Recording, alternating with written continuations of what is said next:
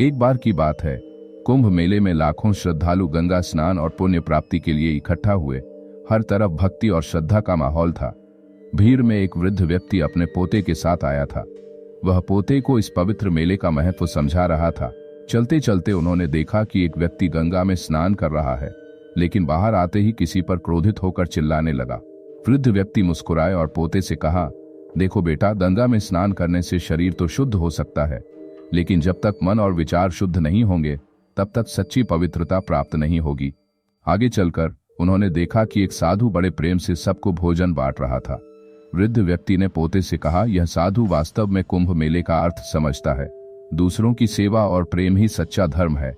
स्नान और पूजा तब तक अधूरी हैं जब तक हमारे मन में दूसरों के लिए दया, प्रेम और करुणा न हो। पोते ने यह बात ध्यान से सुनी और कहा, दादाजी, इसका मतलब यह है कि केवल बाहरी कर्म नहीं, बल्कि हमारे अंदर की शुद्धता और सेवा का भाव ही सबसे महत्वपूर्ण है।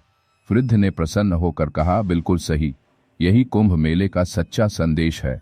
नैतिक शिक्षा, सच्चा धर्म केवल कर्म कांडों में नहीं, बल्कि दूसरों की सेवा, प्रेम और अपने विचारों की शुद्धता में है।